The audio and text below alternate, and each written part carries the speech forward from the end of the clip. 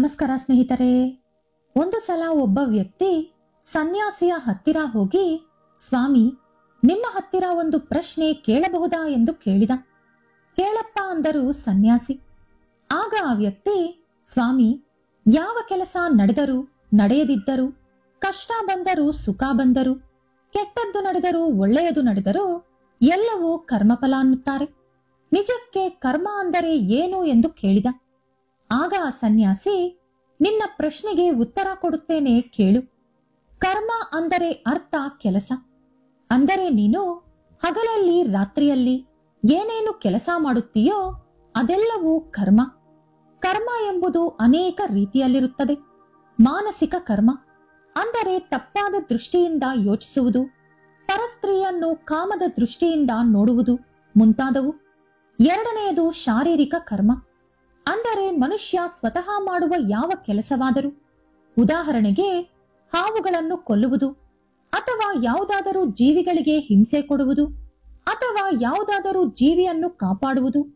ಹೀಗೆ ಅವನು ಮಾಡುವ ಪ್ರತಿ ಕೆಲಸದ ಆಧಾರದ ಮೇಲೆ ಒಳ್ಳೆಯದು ಅಥವಾ ಕೆಟ್ಟ ಫಲ ಸಿಗುತ್ತದೆ. ಮೂರನೆಯದು ಒಳ್ಳೆ ಕರ್ಮ ಅಂದರೆ ಯಾವುದೇ ಸ್ವಾರ್ಥ ಇಲ್ಲದೆ ಬೇರೆಯವರಿಗೆ ಸಹಾಯ ಮಾಡುವುದು.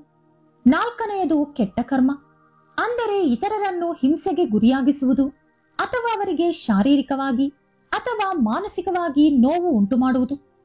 ಮಾನಸಿಕ ಕರ್ಮ ಅಂದರೆ ಮನಸ್ಸು ಹಾಗೂ ಬುದ್ಧಿ ಇವೆರಡನ್ನು ಬಳಸಿ ಮಾಡುವಂತ ಕೆಲಸ. ಶಾರೀರಿಕ ಕರ್ಮ ಅಂದರೆ ನಮ್ಮ ದೇಹವನ್ನು ಬಳಸಿ ಮಾಡುವಂತ ಪ್ರತಿ ಕೆಲಸ. ಒಳ್ಳೆ ಕರ್ಮ ಅಂದರೆ ಧಾರ್ಮಿಕ ಭಾವನೆಯಿಂದ ಬೇರೆಯವರಿಗೆ ಮಾಡುವ ಸಹಾಯ, ಸೇವೆ, ಧರ್ಮವಾಗಿ ದುಡಿಯುವಂತ ಹಣ, ಇತರರಿಗೆ ಹಾನಿ ಉಂಟು ಮಾಡದೆ ಮಾಡುವಂತ ಕೆಲಸ ಹಾಗೂ ನಾವು ಮಾಡುವಂತ ದಾನ.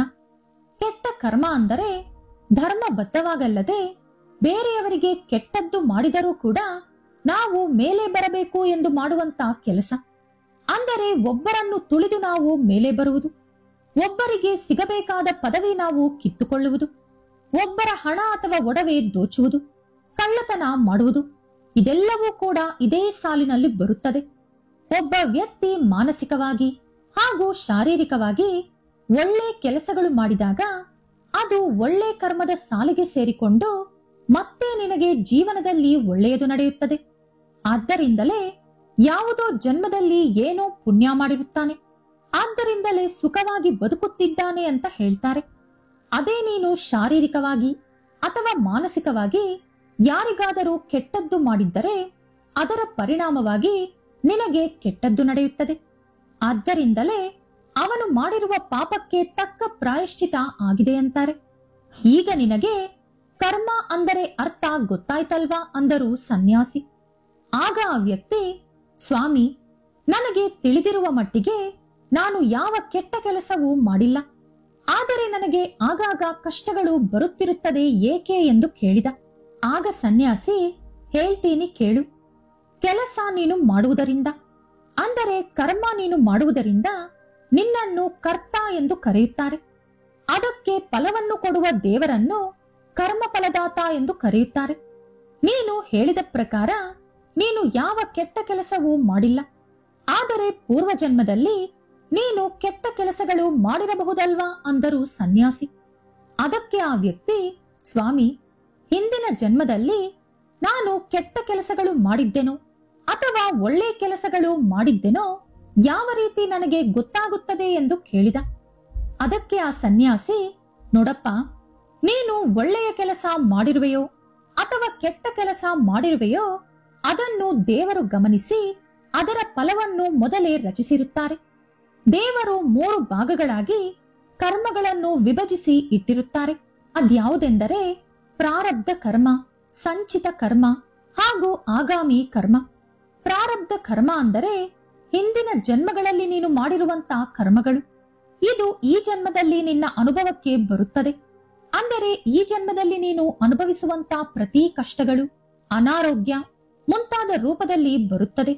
ಸಂಚಿತ ಕರ್ಮ ಅಂದರೆ ನಾವು ಮಾಡಿದ ಕರ್ಮಗಳಿಗೆ ಈ ಜನ್ಮದಲ್ಲಿ ನಾವು ಅನುಭವಿಸಿ ಉಳಿದ ಕರ್ಮವನ್ನು ನಮ್ಮ ವಂಶಸ್ಥರಿಗೆ ಅಂದರೆ ಮಕ್ಕಳಿಗೆ ಮೊಮ್ಮಕ್ಕಳಿಗೆ ಕೊಡುವುದು. ಆಗಾಮಿ ಕರ್ಮ ಅಂದರೆ ಭವಿಷ್ಯತ್ತಿನಲ್ಲಿ ನಾವು ಮಾಡುವಂತ ಕರ್ಮಗಳ ಆಧಾರದ ಮೇಲೆ ಬರುವಂತ ಫಲ ಎಂದು ಹೇಳಿದರು. ಹಾಗಾದರೆ ಇವುಗಳಿಂದ ಯಾವ ರೀತಿ ತಪ್ಪಿಸಿಕೊಳ್ಳುವುದು ಎಂದು ಕೇಳಿದ ಆ ವ್ಯಕ್ತಿ. ಆಗ ಆ ಸನ್ಯಾಸಿ, ನೋಡಪ್ಪ, ಪ್ರಾರಬ್ಧ ಕರ್ಮ ಇದು ನೀನು ಹಿಂದೆ ಮಾಡಿರುವಂತ ಕರ್ಮ. ಇದನ್ನು ನೀನು ಬದಲಾಯಿಸಿಕೊಳ್ಳಲು ಸಾಧ್ಯವಾಗುವುದಿಲ್ಲ.